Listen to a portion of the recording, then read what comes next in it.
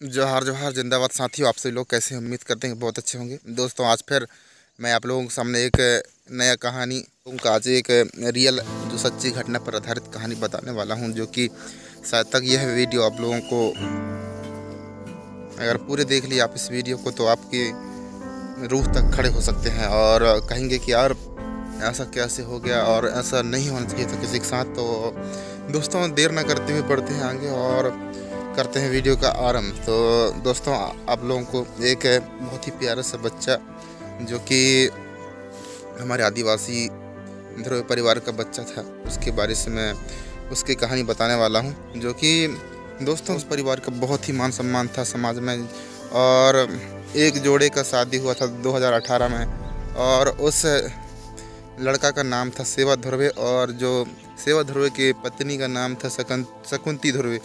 तो दोस्तों, उनका शादी हुआ था 2019 में और उनका परिवार बहुत ही अच्छा चल रहा था और उनके परिवार में बहुत सारे खुशियाँ आ रहे थे और सभी लोग खुश थे। और जस्ट इसके एक साल बाद जो कि 25 जनवरी 2019 को उनके घर में एक बहुत ही प्यारा सा बच्चा का जन्म हुआ और उस बच्चे के जन्म से पूरा परिवार बिल्कुल प्रसन्नता से भर गए थे और सभी लोग खुश हुए। उस बच्चे का हमारे जो आदिवासी संस्कृति में उसका नेंग सेंग कुछ रीति रिवाज होते हैं, उन रीति रिवाज के माध्यम से बच्चे का नामकरण संस्कार किया जाता है साथियों।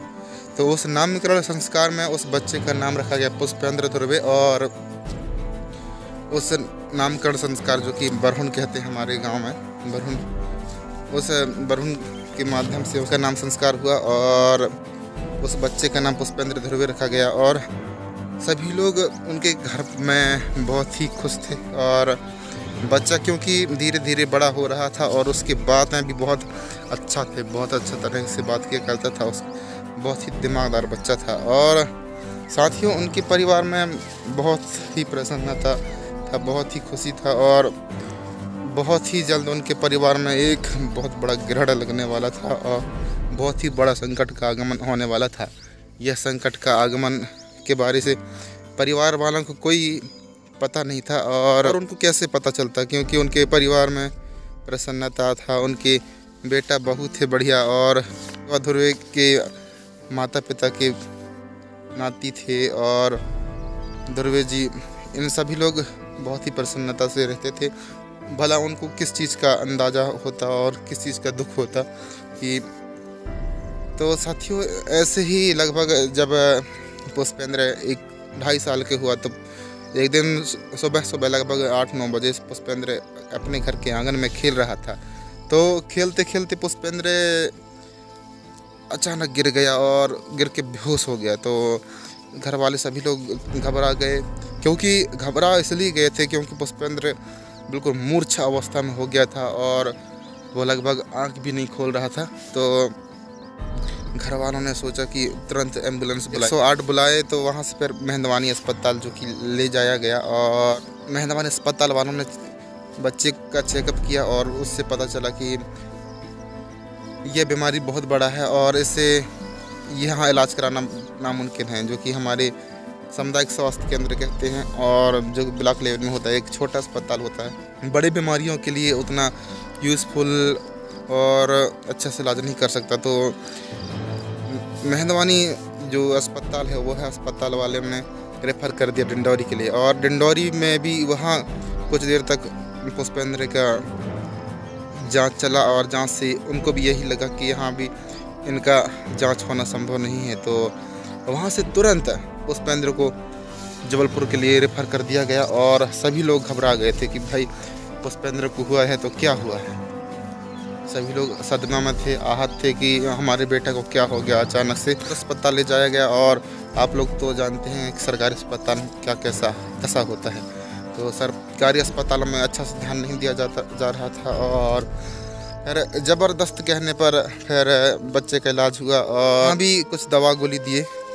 फिर एक और अस्पताल ले गया जबलपुर में, वहाँ फिर पुष्पेंद्र को अच्छी दवा गोली दिए, वहाँ पर भी इलाज हुआ और पुष्पेंद्र के पेट में एक गुठली जैसे बन गया था, इतना से बड़े होता है वो बन गया था। तो क्योंकि पुष्पेंद्र लगभग 2.5 साल के था तो उसका ऑपरेशन करना मुश्किल था, क्योंकि छोटा बच्चा का ऑपरेशन होना संभव नहीं था जबलपुर में भी। और वहाँ कुछ दवाइयाँ दिए और दवाई के प्रभाव से पुष्पेंद्र के जो पेट का जो बीमारी था वह बीमारी थोड़ी थोड़ी कम हुआ, और पुष्पेंद्र के जो सर के बाल हैं वह पूरा झड़ गए थे, पूरा झड़ गए थे। और वहाँ से कुछ आराम हुआ, फिर वहाँ से घर ला लिए पुष्पेंद्र को। वहाँ फिर कुछ दिन रखे घर में, और वहाँ से फिर पुष्पेंद्र का बीमारी बढ़ गया। फिर रिटर्न ले गए जबलपुर में किसी से मुलाकात हुआ और बताए कि आप मंडला हॉस्पिटल, योगीराज हॉस्पिटल, वहाँ भी एक बड़ा हॉस्पिटल है, वहाँ ले जाओ आप, तो वहाँ पर आप बच्चे का अच्छा से चेकअप कराओ, वहाँ उसका इलाज हो सकता है। तो साथियों वहाँ पर पुष्पेंद्र को ले जाया गया फिर मंडला योगीराज हॉस्पिटल में, और फिर वहाँ से चेकअप के बाद पता चला कि पुष्पेंद्र को ऑपरेशन करना पड़ेगा। तो ऑपरेशन होना तो संभव नहीं था, क्योंकि बड़ा बीमारी था पुष्पेंद्र का। तो उन्होंने बोला कि नागपुर में इसका ऑपरेशन हो सकता है। तो योगीराज हॉस्पिटल वालों ने भी वहाँ से कुछ दवा गोली से पुष्पेंद्र को फिर घर ला लिए, और कुछ दिन घर में रहे, क्योंकि बीमारी नॉर्मल था, ज़्यादा नहीं बढ़ पाया था। बीमारी बड़ा था पर ज़्यादा बढ़ा नहीं पाया था। फिर कुछ दिन यहाँ रुके, क्योंकि बीमारी बढ़ रहा था धीरे धीरे, क्योंकि साथियों पेट का बीमारी था, क्योंकि चर्म रोग जैसे कह सकते हैं उसको, वो बढ़ रहा था धीरे धीरे। जैसे गर्भवती महिला होती हैं इस तरह से पेट बढ़ता है, उस तरह से पुष्पेंद्र का भी पेट बढ़ रहा था। तो इससे घर वाले सभी लोग परेशान थे कि हमारे बच्चा ठीक हो जाए, इसका हम इलाज कराएं करके। तो फिर वहाँ से दोस्तों सीधे पुष्पेंद्र को ले जाए यहाँ से गनिहारी छत्तीसगढ़ बिलासपुर में एक हॉस्पिटल है, जो कि बहुत ही प्रसिद्ध हॉस्पिटल है, जो कि बीमारियों के लिए बहुत प्रसिद्ध हॉस्पिटल है। वहाँ पर बड़े बड़े बीमारियों का इलाज किया जाता है। गनिहारी हॉस्पिटल में पुष्पेंद्र का चेकअप हुआ। चेकअप से फिर उस रिपोर्ट को फिर मुंबई भेजा गया। मुंबई में फिर 2-3 दिनों के बाद, क्योंकि पुष्पेंद्र का वहाँ पर इलाज भी चल रहा था गनिहारी हॉस्पिटल में, और फिर वह रिपोर्ट लगभग 2-3 दिन के बाद मुंबई से रिटर्न आया जो कि हॉस्पिटल में, और डॉक्टर ने पुष्पेंद्र के पापा को बुलाया और बोला कि, क्योंकि पुष्पेंद्र के पापा को डॉक्टर भी अच्छा से नहीं बता रहे थे कि आपके बेटा को ये बीमारी हुआ था, क्योंकि अगर पुष्पेंद्र के पापा को यह बीमारी के बारे से पता चल जाता तो और भी आहत हो जाते। तो पुष्पेंद्र के पापा को उस डॉक्टर साहब ने कहा कि आप इस बच्चे का इलाज कराते रहना, और यहाँ तो हमारे पास इसका इलाज नहीं हो सकता, पर अब मैं आप लोगों को एक पता बता रहा हूँ, एक हॉस्पिटल बता रहा हूँ, वहाँ पर आप जाइएगा, तो वहाँ पर इसका इलाज कंफर्म हो जाएगा। तो वह, क्योंकि पैसा भी बहुत सारे खर्च हो गए थे, और वहाँ से डॉक्टर ने एक मोबाइल नंबर लिखा और एक डायरी में एड्रेस लिखा। उस एड्रेस के थ्रू फिर जब सेवा धुरवे वहाँ से फिर ऑटो के माध्यम से बच्चे को फिर दूसरे हॉस्पिटल ले जाया गया। जांच हुआ और लगभग 2-3 महीना तक इलाज हुआ। इलाज के बाद पुष्पेंद्र लगभग पूरे ठीक हो गया था, और 3 महीना तक पुष्पेंद्र बहुत अच्छा से ठीक रहा, और ठीक होने के बाद बीमारी फिर से पलट गया। तो पुष्पेंद्र के पापा बहुत तरह से अति आहत हो गए थे, बहुत ज़्यादा आहत हो गए थे, और फिर पुष्पेंद्र को जबलपुर हॉस्पिटल ले जाया गया, जो कि मैं पहले बताया था आप लोगों को। तो वहाँ पर इलाज हुआ, और इलाज के दौरान उसके बाल झड़ने लगे थे, और वहाँ पर लगभग पेट का साइज बहुत ज़्यादा बढ़ रहा था, धीरे धीरे पेट का साइज बढ़ने लगा था, और वहाँ बोले कि ऑपरेशन से निकालना पड़ेगा। तो वहाँ ऑपरेशन नहीं हो सकता था, तो फिर पुष्पेंद्र को फिर नागपुर ले जाया गया। एम्स हॉस्पिटल है नागपुर में, जो कि बहुत बड़ा हॉस्पिटल है, वहाँ पर ले जाया गया, और ट्यूमर ऑपरेशन करके ट्यूमर को निकाला गया पेट से, और लगभग 2-3 महीना में पुष्पेंद्र पूरी ठीक हो गया। और साथियों पुष्पेंद्र ठीक हो गया, और परिवार वाले सभी लोग खुश थे, क्योंकि यार इतना सारे पैसा खर्च हुआ, इतना हमारा मेहनत था कि पुष्पेंद्र ठीक हो गया। और लगभग पुष्पेंद्र 4 महीनों तक पूर्णतः स्वस्थ रहा, और ऐसे ही पुष्पेंद्र का जन्मदिन आया, जो कि 25/1/2019 में जन्म हुआ था। तो इसी तरह से 25 तारीख उसका जन्मदिन आया, तो सभी लोगों ने पुष्पेंद्र का जन्मदिन बहुत अच्छे से मनाया। और साथियों, यह है पुष्पेंद्र के जन्मदिन का एक छोटा सा वीडियो जो कि आप ध्यान से देखिए किस तरह से बात कर रहे हैं बच्चा।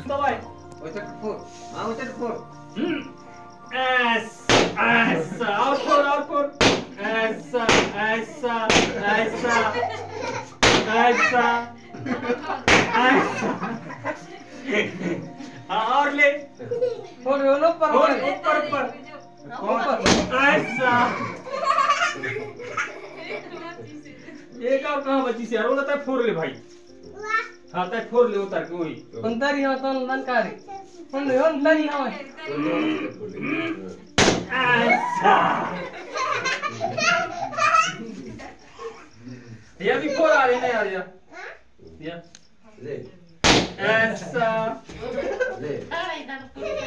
ए ना अरे तो दोस्तों, इस तरह से देखिए आप, बच्चे ने बहुत सारे अपने जन्मदिन बहुत अच्छा से मनाया और इस तरह से घर वालों ने मिलकर जन्मदिन मनाया। परिवार में प्रसन्न थे। साथियों, फिर उस हंसते खेलते परिवार को किसी का फिर से नज़र लग गया और पुष्पेंद्र का बीमारी फिर से पलट गया। और यह बीमारी अब लगभग धीरे धीरे पूरे शरीर में फैल गया था और अब इस बीमारी का इलाज करना संभव नहीं था, क्योंकि 2-3 बार तक इसका इलाज हुआ, ऑपरेशन हुआ, फिर भी बीमारी ठीक नहीं हुआ। क्योंकि साथियों, एक यह ऐसा बीमारी था जो कि बहुत ही जानलेवा बीमारी था। तो साथियों, इस तरह से पुष्पेंद्र का बीमारी पलट गया और एक दिन जो कि हमारे मित्र है, परम मित्र है वीरन परते और एक और सहयोगी उसके साथ बच्चे को देखने गए। तो बच्चे बहुत ही मधुर वाणी से बोल रहा था कि मामा जी, आप मेरे को नागपुर मत ले जाना, नहीं तो मैं खेत की मिट्टी में लग जाऊंगा। इस तरह से बातें बोल रहा था। और जो कि पुष्पेंद्र के जो अंतिम दिन थे, लगभग जैसे आज ख़त्म होता और शाम टाइम को बोलता कि पापा जी आप कहीं भी मत जाना, अब मेरे पास ही रहना। तो इस तरह से तरह तरह की बहुत सारी बातें बोला करता था पुष्पेंद्र, जो कि लोगों के दिल में अभी भी बैठा हुआ है। और ऐसा लगता है कि पुष्पेंद्र अभी भी हमारे साथ है, कहीं छोड़ के नहीं गया है। और 24/6/2023 को पुष्पेंद्र का निधन हो गया। साथियों, यह बहुत बड़ा दुखद घटना है और इससे परिवार वालों को बहुत आहत हुआ, क्योंकि बच्चे का इतना तरह से इलाज कराए, सब चीज़ कराए, फिर भी बच्चा ठीक नहीं हो पाया। इसलिए बहुत साथियों, यह था पुष्पेंद्र का कहानी जो कि आप लोगों के सामने पेश करने का कोशिश किया। अगर आप लोगों को हमारा वीडियो अच्छा लगा हो तो वीडियो को लाइक ज़रूर करिएगा, चैनल सब्सक्राइब कर लीजिए और शेयर कर दीजिए, ताकि यह वीडियो और लोगों तक पहुँचे और जानकारी हो कि किस तरह से बीमारियां होते हैं और इलाज कैसे कैसे होता है। और अगर बहुत बड़ा बीमारी है तो इलाज करना, बच पाना नामुमकिन होता है। तो साथियों, मिलते हैं नए वीडियो के साथ, तब तक के लिए बाय बाय, टेक केयर।